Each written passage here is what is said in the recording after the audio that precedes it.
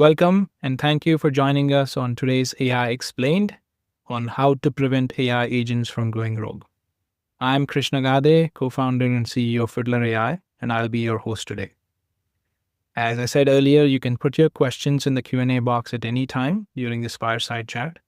Today's session will also be recorded and sent to all the attendees after the session. We have a very, very special guest today on today's AI Explained.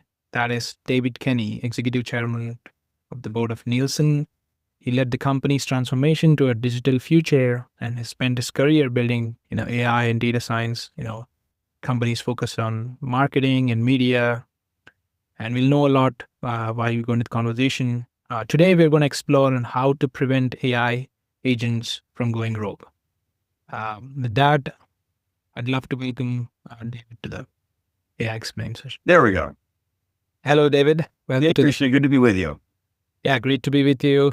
Thanks for joining our interviews. We're very extremely thrilled to be hosting you today.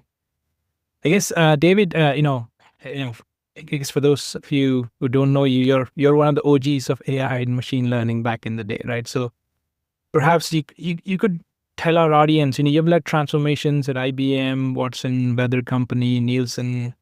Now, how does this whole agentic transformation feel to you, compared to the previous technology shifts that you navigated? What I learned over time was to stop doing transformations, because that implies that you go from something to something.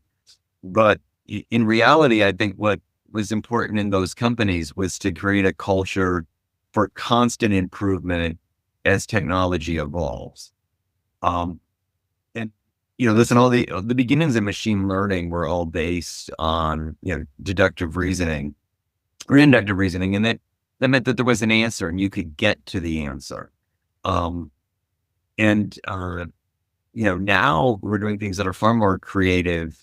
Generative uses more abductive and adductive reasoning. So you've just got so much more creative, so many new solutions, and they're moving at a much, much faster pace. So I think, if there's a transformation for organizations to make now, is to just get themselves fit and ability to work in very short cycles, see what works, constantly improve, and know that the machines are actually self-learning and are moving faster with you. So I think it's great. I think there's so many advances we can make at this pace, but all organizations have to run at a much faster pace and transform their velocity rather than their operations. Sense. 2 weeks ago when we both were at Vegas, we heard many company CEOs claim that agents are their new employees, right? They talked about, we're going to have 10,000 agents running in our organization. But there is a problem of these agents going rogue, right? Like there is also things like OpenClaw and Moldbook coming out. What does that tell us about where enterprises are actually with respect to readiness, when it comes to managing this fleet of agents or even creating and deploying these agents today? I still think there's an important role for humans, but they are taking on some tasks that are more rote that the humans didn't do. But I think humans are able to learn rules. They're able to follow governance. There are checks and balances. Things get approved before they get spun up. And there's a code of ethics, largely. That needs to be put in place before you just let agents actually take action, or over time, they can inadvertently do something that's either unsafe or super expensive or erodes trust or brings, toxicity into a customer interaction. So I think it's just really important that you be able to have a control plane, just as human control planes have a lot to do with ethics and rules and checks and balances. I think there are other ways you have to observe and do that with agents, but you've got to do it. Otherwise, you've just put something uncontrollable into your system, and that could lead to unexpected and perhaps unwanted results. At Nielsen, you all stand for trust, right? You measure outcomes across various platforms, and how do you then apply that same rigor to knowing, whether when you go on your agentic journey, whether those agents are doing what you want them to do? And I believe that's going to be quite important for you. Yeah. So I think this was a real good collaboration between the customer facing teams, the product teams, the data scientists, and tech. And I think we said about, why do people trust us? People trust us because we have a process for producing ratings. We document that process. We're transparent about it. We allow audits. And so we needed to make sure anything that delivered that kind of had the same rules. So we had to put a governance and security plan in place to make sure agents didn't jailbreak into giving instructions that would be unacceptable to our system. We actually there's always bad actors trying to create a system. And when you've got a system that $100 billion of advertising trades on, things come after you, both people and AI agents, negative ones. So we did a lot of persona playing to kind of go through scenarios of folks who could attack us and make sure our systems detected bad actors and kept them from coming into the system in any way. So that was important. And people also trust us because they get the data real time. They needed to make decisions real time. So making sure we had benchmarks on performance, making sure AI was only helping to deliver things faster, not slower. And again, to make sure that actors don't come in terms of folks who want to put, hateful speech or things that are consistent with our brand, things that are toxic into it. Those are the kinds of things we looked at doing. Fiddler was an important tool for us in that. Still is, as we continue to scale. And I think it's just really important that we have control on the agentic actions the way we did on all our other processes. Yeah, makes sense. And so the Ask Nielsen, right? Maybe can you share a little bit about how you all went about that? That's an agentic application for customer facing. Maybe you could describe your journey on that. Well, we've always wanted to make our data more useful to more people. There's a lot of the research arms of the big media companies and the big ad agencies know Nielsen, but there's 100,000 media buyers out there. And making it more accessible was possible with agentic AI because you could have queries come in natural language and you could give them back answers in natural language without a human interface. And so this has long been a dream to make it easier to access. And of course, this worked. I don't think we're unusual in that. I think a lot of info services businesses have Ask Gartner, Ask Marist, Ask Wolters Kluwer, Ask Experian, Ask Thomson Reuters, and of course, Ask Nielsen. So what mattered to us, though, given that we're a trust mark, given that we're a currency, was making sure those answers were as clear as possible. And quite honestly, making sure we used the right models for the right components. LLMs are really good for natural language. They're not good for giving a precise answer. There's not a range or a debate around a rating. There can only be one rating for this show or one rating for this time period. The one that followed the process. So making sure you use more classic forms of ML when you needed inductive reasoning, making sure use the right things when you need deductive reasoning, and the right things when you need creativity and generation. And so then what was important was making sure that our control plane could actually orchestrate and make sure you were using the right model at the right time for the right part of the conversation. That's awesome. You mentioned something very interesting. Nielsen has a great heritage of classical machine learning in inductive reasoning that you sort of mentioned. And, you're not throwing that away. It's essentially you're building on top of your work on classical machine learning and quote unquote, what industry calls today the compound AI, where you're layering your agentic applications on top of that. Could you share, for example, what are some of the functions where, you are leveraging your classical ML, and then whereas agents helping you? I guess you mentioned about natural language. querying capabilities. Maybe you could delve a little deeper. Yeah. Well, so it depends on what reasoning you need to get to the answer. So when there is a known answer, we want to use ML that starts with that assumption and gets to that, has queries that bring that answer out of the data.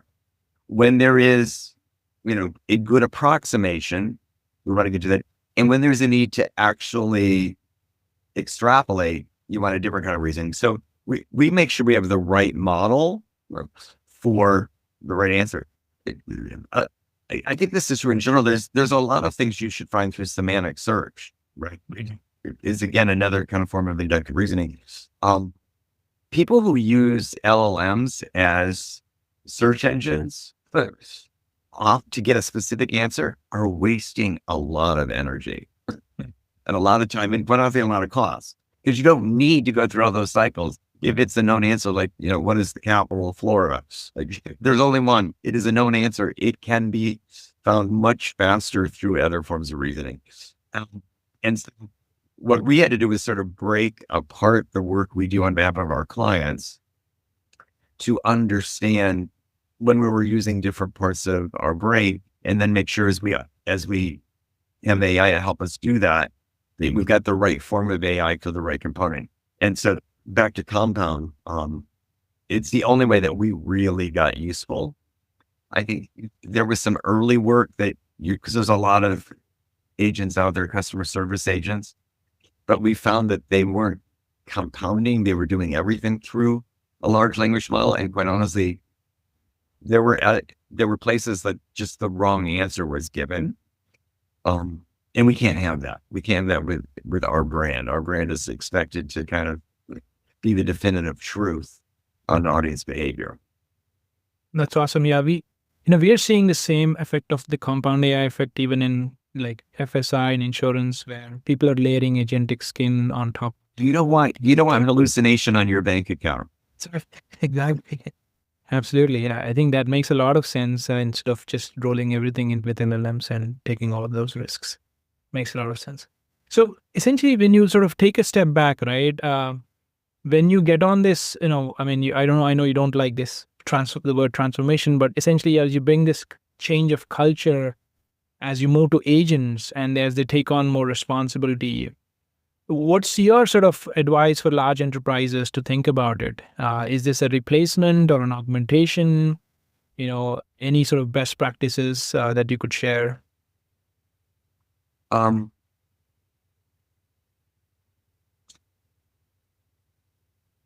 It ought to be an augmentation. Just doing the same function the same way, I'm not sure is, necessarily going to do much for you. Maybe there's a little bit of cost savings. Yeah. But I think you really look at taking raw processes, being able to automate those, extrapolating further and further in an operating system. You can reimagine a company that can provide a lot more functionality, a lot more use out of its services. And I think leaning into that is important. I think unfortunately there's folks who, have just created fear when they just talk about how many jobs they're going to eliminate.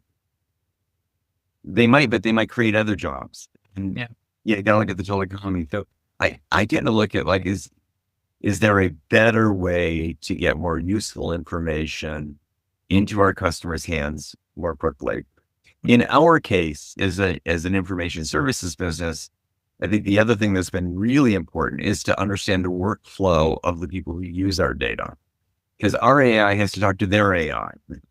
And we may have agents producing a rating, which may have to feed agents of a media planner and buyer at an ad agency, which might also need to fit an inventory management system at a video and streaming platform. And so making sure that these things all connect can just make things seamless and quite honestly make them more effective. But to just automate it, I think it's not as interesting as then saying, okay, well, how does that create new analytics that help you program? How does that create new analytics that help you price?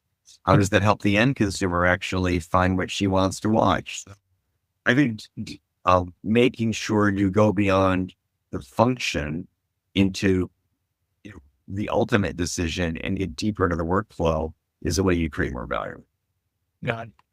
So there is this notion of runtime trust that is emerging, and of course, recently we have also made a switch from observability, which used to be post hoc, to this, control plane vision. What AI risks do you think require real time enforcement, versus like say, post hoc review, like in your cases? Yeah. So that relates to sort of my initial answer on transformation, because transformation literally was transformed from one thing to another, and then you could assess that afterwards, post op, right? But if you're actually transforming velocity, which is changing the way everything works at all times and constantly improving, you need to know in the moment how things are working. You need to know in the moment if there is anything that looks outside the bounds, if there's anything that looks like it could be negative. And quite honestly, things that seem to be working better than expected, how do you lean towards those? And so, listen, the models themselves are learning at runtime. The models themselves are improving every time they run a query, and every time they respond to a prompt. So making sure you're in that flow, I think, is the way you can help run faster.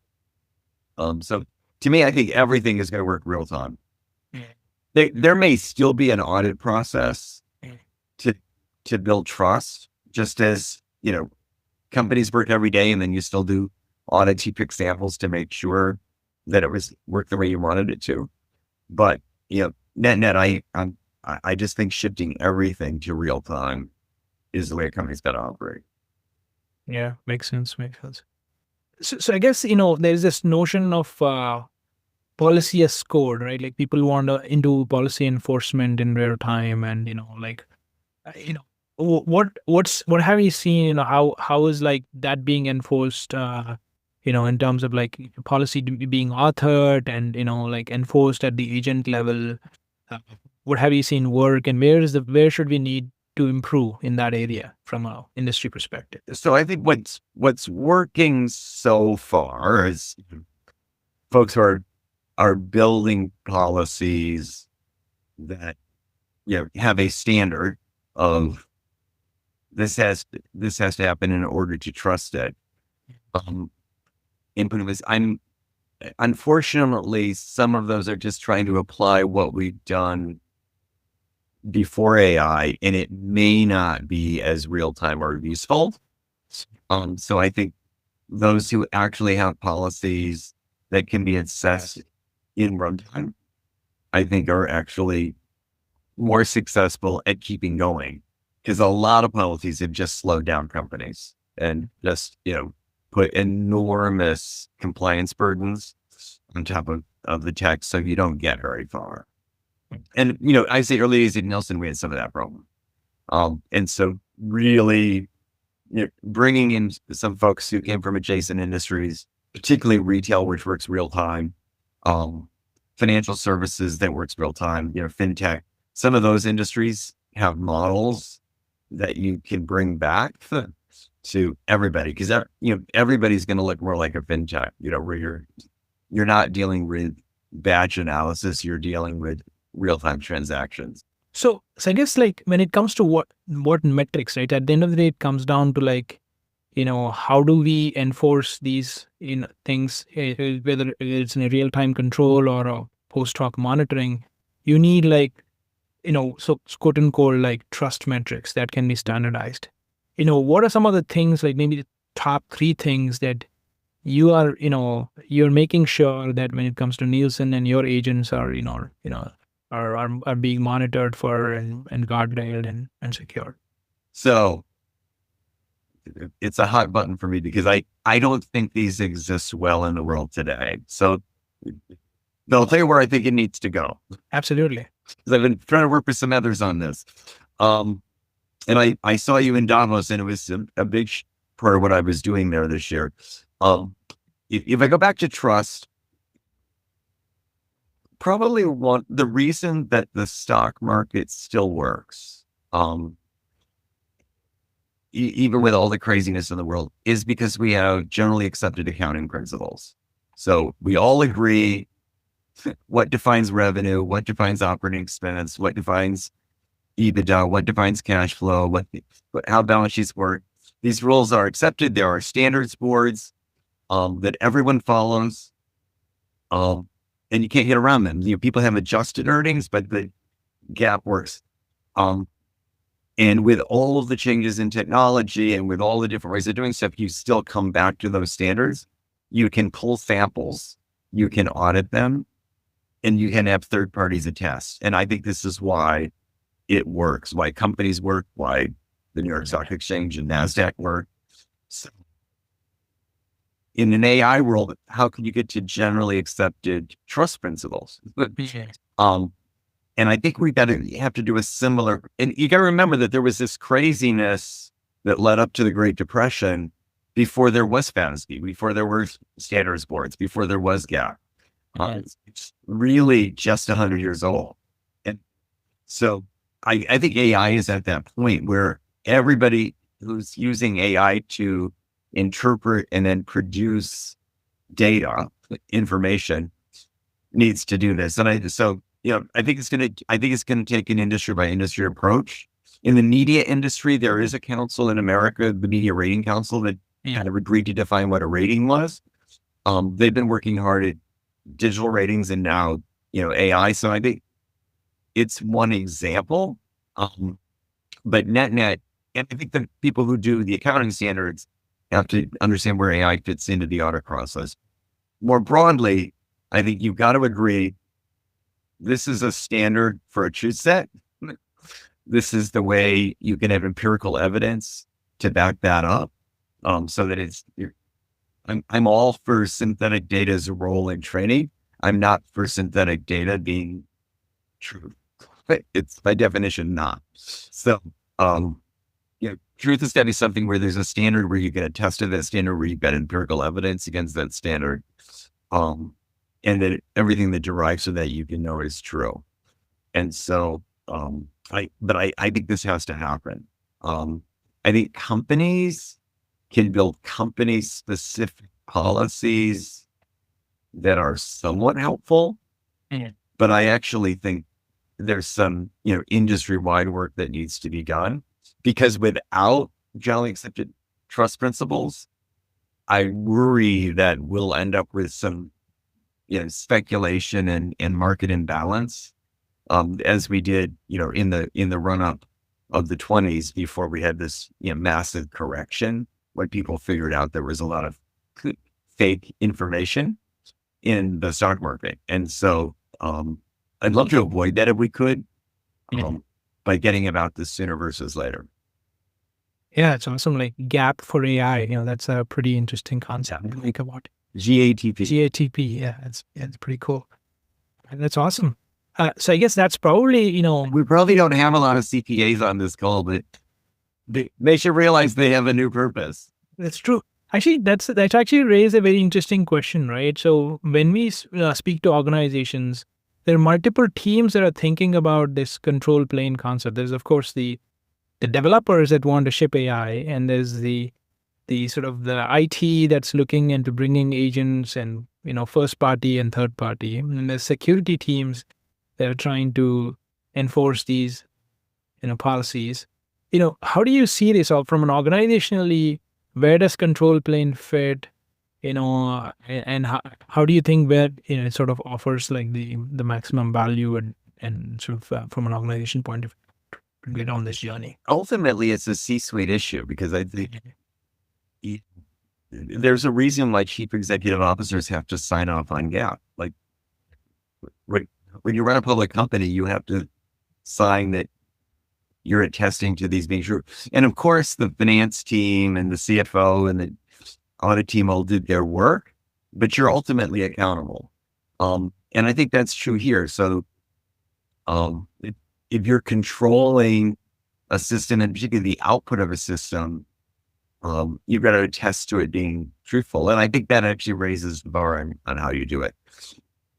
I think you also get to the materiality, like which things could fundamentally cause harm to the company, its reputation, or to a customer, right? So that certainly drove us. Then, of course, your tech team and your data scientists are going to go deploy. But I think you've got to be close enough to it when you're running a company that you can attest to truth coming out of your company, because you're not going to be able to blame the AI. And we don't have any with it. we don't have any bots as CEO yet. Yes. And I would be hard pressed to invest in that. So you've actually got to have accountability for how your system works at the highest level. That's why I pay attention to this. And then it gets deployed by the team. Yeah, that's awesome. There's actually a relevant audience question from Robert Heath.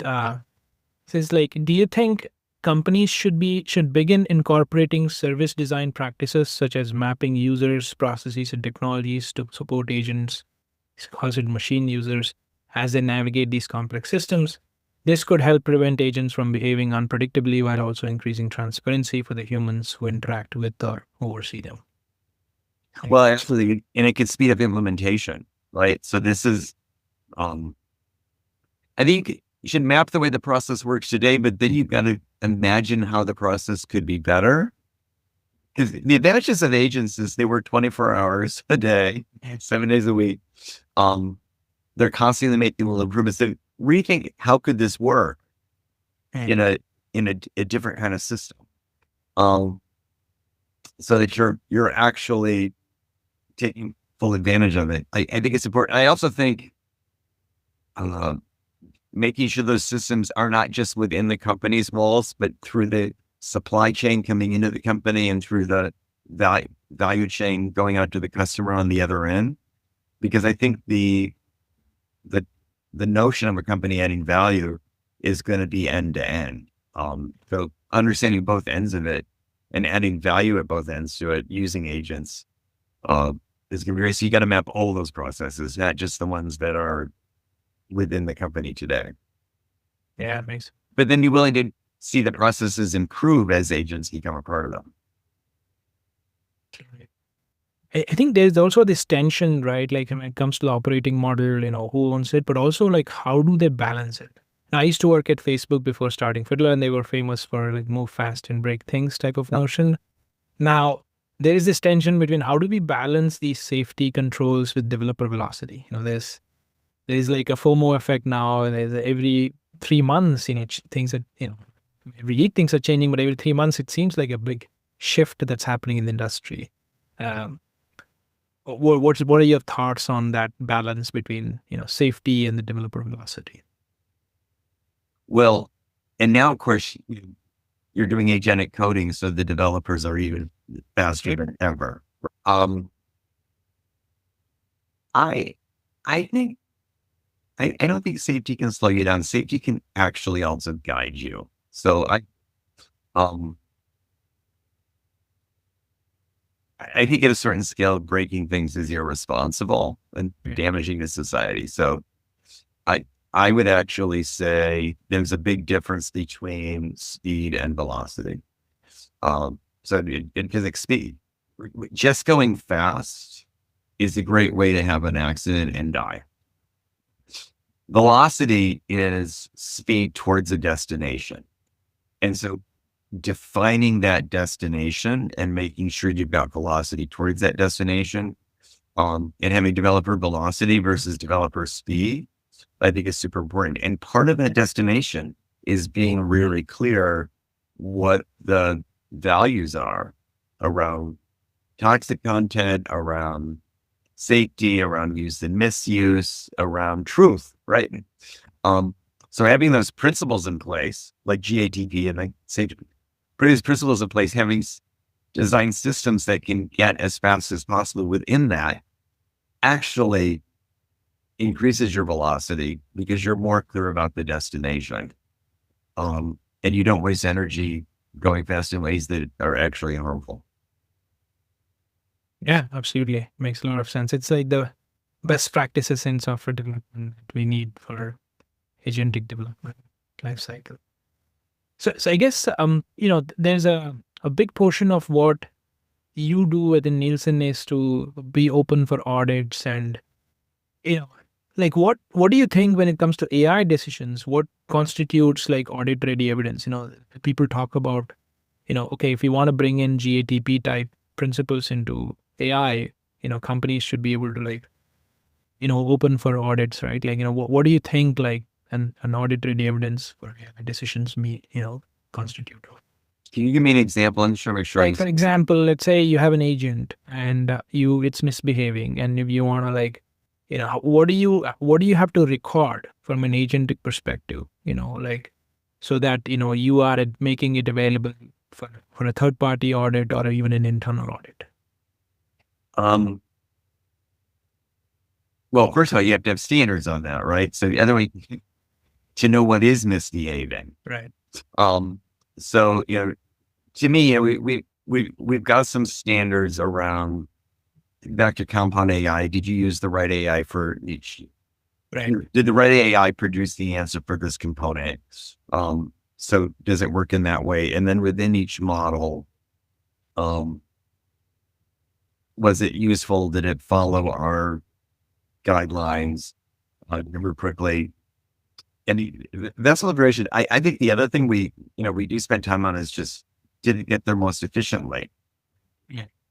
A lot of AI right now is not saving money. It's costing money. It's just like maybe replacing some human hours with compute costs. But sometimes the compute costs are even higher. Really amused by Moltbook right now, but some of the folks I know who put their agents in there have gotten really big bills. Yeah. Because they don't have a constraint. And so I think we watch all of that. We watch cost benefit. We watch, did it work the way we expected? Were the answers there? And did it block, harmful queries or toxic content? And so those are the things that work for us today. We're going to go back to GATP and we get even more clear on, what are the things that really, guarantee that the answers given were truthful, and you can trust them and that they weren't manipulated in some way, or, all the better. So, yeah, basically an audit log of your agents. So I guess, you mentioned something very interesting that, well, and I think it is then important that you can go back and pull empirical evidence. That's right. To compare to what came out of the model. And I think you have to do that on a sample basis. You can't do that on everything. Although your control planes could tell you, where you might have potential weakness that you want to go collect the data. Yeah. Absolutely. So have you seen examples where, you felt like the agent was working really well, but actually was optimizing the wrong thing, so were there some examples that you can think of? I think there are places, and I've seen this in else, but I've also seen this in agentic commerce where people like the human interaction, but when it does the function that used to be done by semantic search, it's actually not recommending the right products. So, and we see this a bit in discovery for entertainment content, which we support through the Greystone side of Nielsen. And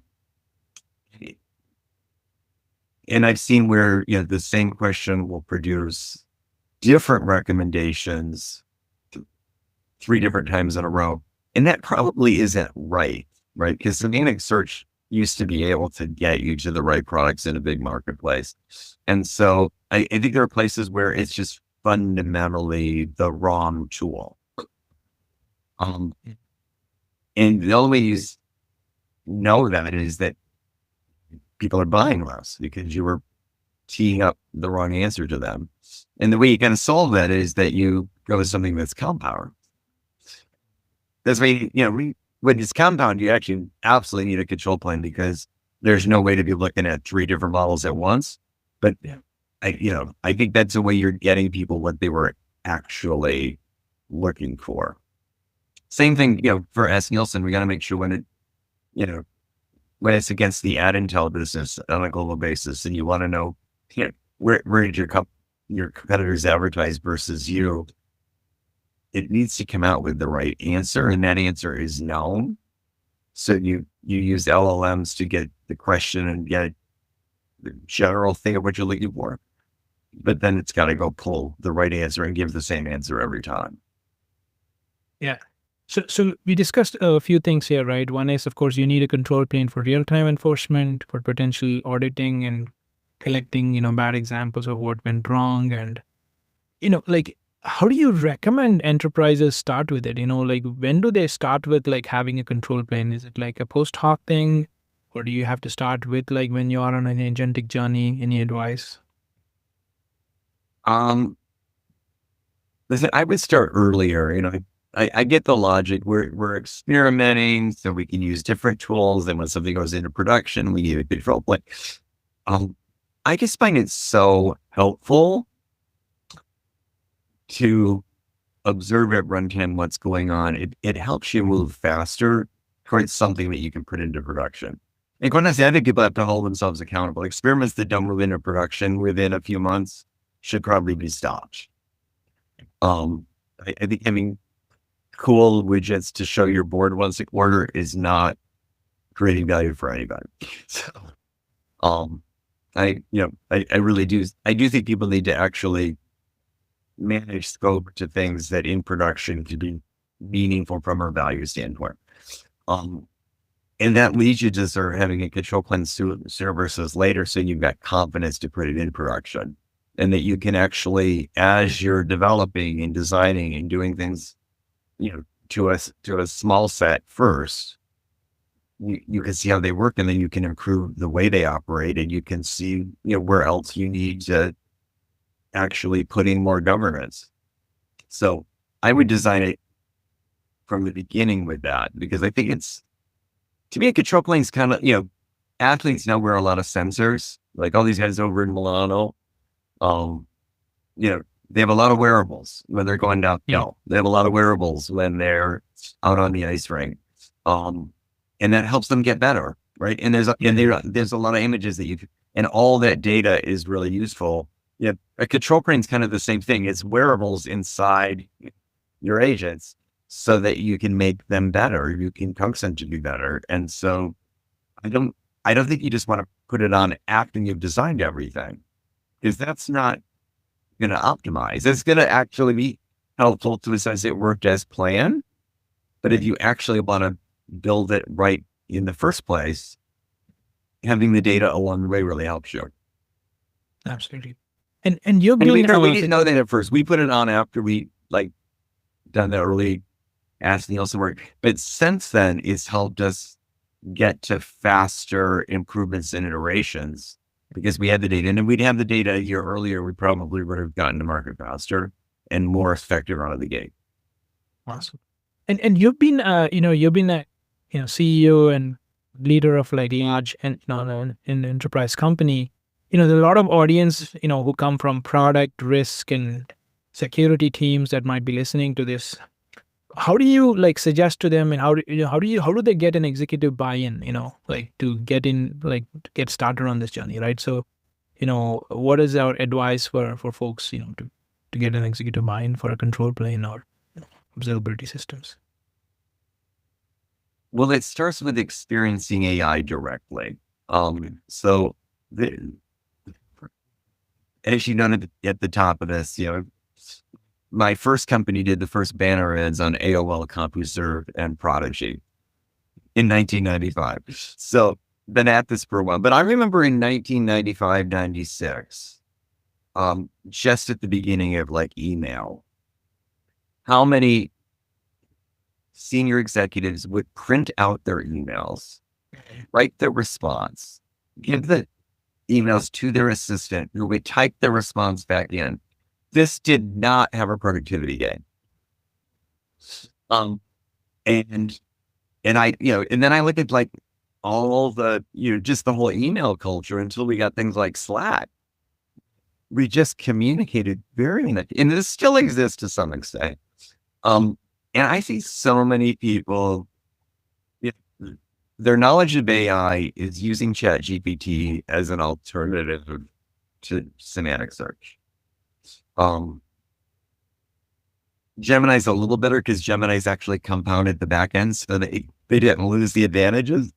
but I'm like, don't be that person. So, everybody I know, I tell them, go to Coursera, take a basic prompt engineering course to start with, build an agent. You can build an agent in natural language. You do not have to be, proficient in Python, or Node.js or any of this stuff. You can do it. And so, and they work pretty effectively. So I encourage people to try. You can't hurt yourself to try something small, get used to it. Therefore, you've got more, proximity when you're starting to have these discussions about how it's going to work inside the company. Many people would just say, we need to do AI. Here's $1 million. Go knock yourself out. See what you can do. I'm not sure much is going to come of that. I think it's going to be a lot. It's going to be like a lot of the, internet experiences. We just went through this with a bunch of metaverse stuff, Web3 stuff. This stuff can really create more value if you use it. The more people in the company, including key decision makers who have familiarity personally, the better your answers are going to be. Yeah, it's awesome. Otherwise, you're just going to get displaced by AI native companies. Just start from the beginning with a different system. Right. Makes sense. And so there's also, there's emergence of these agents, like agentic social networks, right? And people can, download and install an OpenClaw or even like maybe a third-party agent. And, there's this a huge, an enterprise security problem as well when employees are running, agents on their company laptops and whatnot. So how do you think C-suite should be prepared for that? That seems like a pretty interesting governance problem coming up. Yeah. And on the other hand, if you clamp down too hard, people will find another way to use it. Yes. And you'll be outside the system anyway. So I think you've got to lean into what helps people be the most productive, what tools do they want to use, but have some guidelines. And quite honestly, having a control plane across the enterprise that it watches data to make sure data doesn't go out, it doesn't get posted to the wrong places, that you've got some track of how things were done. But it also is nimble enough that it allows people to create new things, is the right answer. You do have to balance both initiatives. I think this is, regulated industries with heavy compliance, we are in effect an industry regulator. My friends in financial services, I talk to a lot. Healthcare, I talk to a lot. You want to have some tools that make sure you stay compliant as opposed to clamping down everything. Mm-hmm. And then encourage people to build things and try things, and build new solutions. Absolutely. And maybe like, was there a fun agentic thing that you tried, like any experience that you tried to build your own agent or tried something out that you had a interesting experience that you want to share with our audience? Right now I built I'm looking at, I'm in the media business part. Yeah. So I look at entertainment. Most people don't care about the platforms. Like there's them brand loyalty. There's a little loyalty to Netflix, but what they really care about is I get to Bridgerton, or I get to Sunday football, or I get to a college basketball game. So I went to build an agent that actually could find out what platform something was on, and then set me up to, if I didn't already subscribe to that service, just subscribe me to it, but then to remind me to cancel it afterwards, right? So that I didn't just end up with too many subscriptions. And there's a lot of money if you manage your subscriptions more aggressively, and AI helps you do that. But then I realized how this could help with so many other subscriptions. Right. including software as a service. Like, can you really like buy it just when you need it? And the other side is how does subscription terms work? But I think there's a whole bunch of ways to help people save money and actually get to the answers they want faster by extrapolating above the app. And so now I'm looking, can I do this across all the apps on my phone? Like, I don't know what about the rest of you, but going through, pages of chiclets, search helps them, an agent that actually says, this is what I need to do. And it tells me, here's the app you need. It installs it if you haven't already installed it, and it deletes the ones you haven't used in 3 months. I think get your phone back to a beautiful screen with all the apps behind it. Yeah, amazing. Yeah, I was actually personally, I got hooked to Gamma. Like I was trying out it's so effective how, it just creates like slides for you with little effort. And it's just like amazing actually how these agents are able to do tasks for you and make you, But I think it's important to build one yourself. Like that's absolutely. Yeah. What you're feeling. That's the, I've been really interested in some that can work, Khan Academy is doing stuff. I'm also involved with Teach for America, and like the role of AI in tutoring, I think, can fundamentally improve education for kids. And if that works, then you can bring that back to the training. We've all got to retrain our workforces. I mentioned Coursera, but is there a way to actually build more tutoring to help bring people along? And I actually think the younger people in organizations, like the kids coming out of college right now, is starting to use it as an operating system. They should build tutoring for people at my level to learn what's possible. So I want some of the new best and brightest people hired at Nielsen to actually make an agent to tutor me on all the things I don't know yet.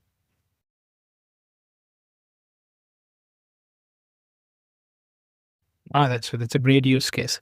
So, as we sort of bind down this conversation, right? So, like, I guess there's this famous MIT article that came out last year that 95% of Gen AI projects are, kind of get started in pilot phase. What's your maybe 3 takeaways that you suggest to enterprise leaders that would be listening to the podcast?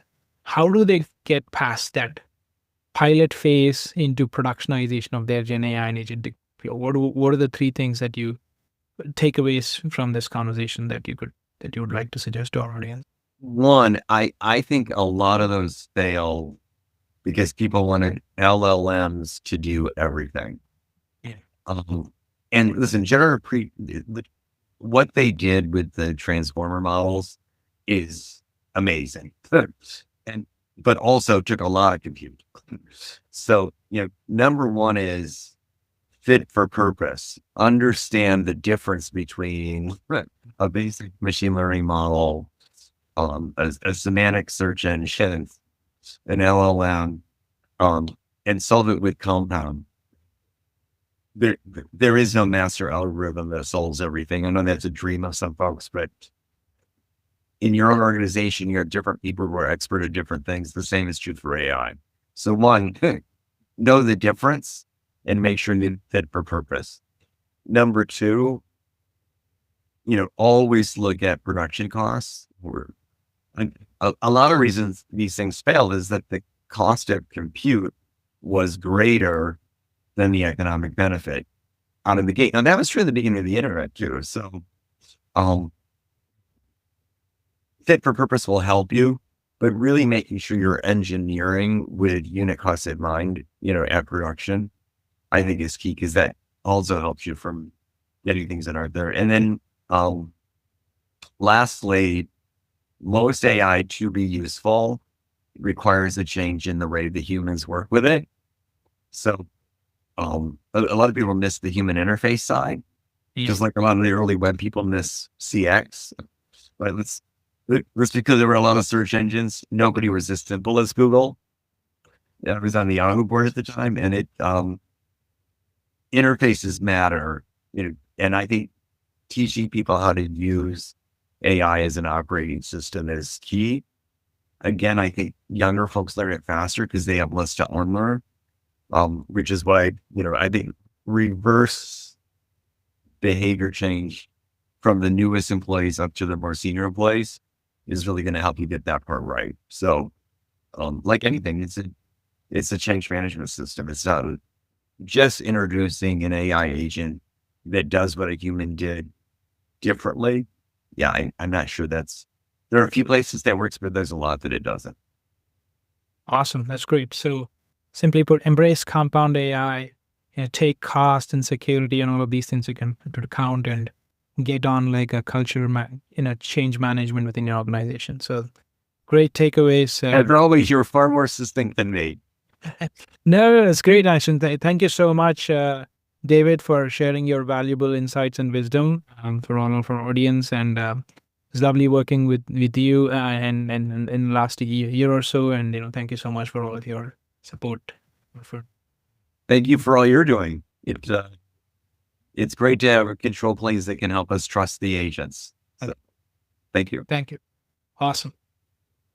Thank you, everybody. This is basically we have come to the end of the AI Explained for this week. Thank you so much for joining podcast. We'll come back with another amazing guest, in a few weeks time frame.